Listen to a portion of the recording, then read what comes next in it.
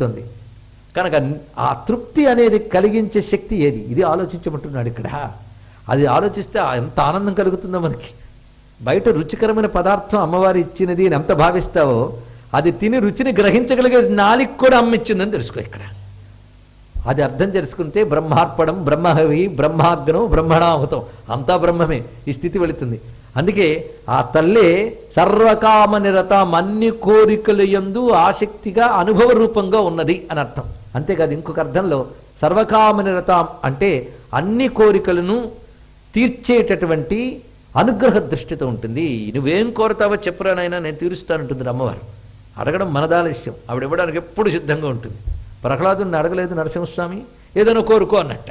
ఎందుకు సార్ మొహమాట పడతావు, వద్దులే అన్నట్టు. ఇక్కడ నా అంతటి వాడు కనబడితే బోల్డ్ అంతమంది కోరికలు కోరుకుంటారు, నువ్వు ఇలా అనడం నాకు బాగోలేదు అన్నట్టు. ఇక్కడ ఏదో ఒకటి కోరుకున్నాడు. అప్పుడు అర్థమైంది ప్రహ్లాదుడికి, కోరికలు తీర్చే కల్పవృక్షం ఎదురుగా ఉన్నప్పుడు కోరుకోకపోతే బాగోదు అని అర్థమైంది ఇక్కడ.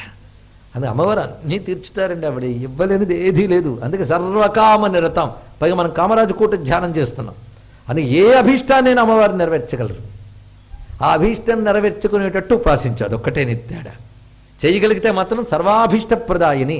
అందుకే అనేక మంది అమ్మవారి ఉపాసనా మార్గముల యందు వాళ్ళ యొక్క ప్రారంధాలను కూడా జయించి అనుభవించిన వాళ్ళు ఉన్నారండి. ఒక మహాత్ముడు ఉన్నాడు, ఎంత దారిద్ర్యంలో ఉన్నాడో, అమ్మవారంటే మహాభక్తి.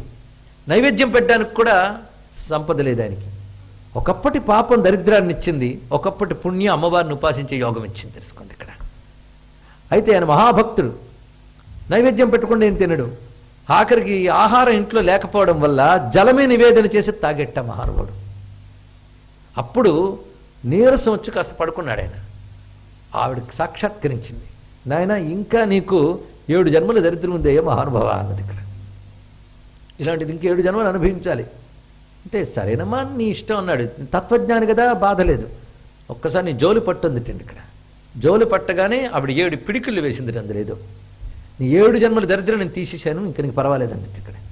అప్పటికప్పుడు ఒక మహానుభావులు ఇంటి తలుపు తట్టి, స్వామి మిమ్మల్ని పెద్దవారు పిలిచారు ఫలానా రోజు, ఒక నెల రోజులు మీరు వచ్చి ఏదైనా మంచి విషయాలు మీకు చెప్పాలి, అందుకు గాను కొన్ని నెలలకు సరిపడే గ్రాసం పంపారా అని. గ్రాసం ఇంటికి వచ్చిందండి. అక్కడ నుంచి ఆ ఇంట్లో కొదవలేదు ఆహారానికి. అంటే అమ్మవారి ఆరాధన వల్ల 7 జన్మల దరిద్రం పోయించారు ఇక్కడ. అంటే అటువంటి దయ అమ్మవారిది. అందుకే భగవంతుడిని ఆశ్రయించిన తర్వాత ఏం చేస్తాం, ప్రారంధం అనుభవించక తప్పదు అనకూడదుట. ఆ తల్లి తొలగించగలదు, కానీ అది ఎంత అవసరమో అంత చేస్తుంది ఆ తల్లి ఇక్కడ. అందుకే సర్వకామ నిరతాం అనే మాట. ఇప్పుడు నేను చెప్పిన కథ తాడేపల్లి రాఘవనారాయణ శాస్త్రి గారి జీవితంలో తన అనుభవంలో రాసుకున్నారు. తెలుసుకోండి. అలా అనుగ్రహించింది. ఆ మాటకు వస్తే కాళిదాసుకి ఏం చేసింది, అమ్మా నేను మూర్ఖుణ్ణి తెలియలేదన్నాడు, నీకు 7 జన్మల మూర్ఖత్వం ఉందిరా నాయన అన్నది ఇక్కడ. అవునా తల్లి అంటే కొట్టింది. 7 దెబ్బలు కొట్టిందిట. 7 దెబ్బల్లో 7 జన్మల క్షణాల్లో ఖర్చు చేయించింది ఆ తల్లి. ఆవిడికి సాధ్యం అవుతుంది ఇక్కడ.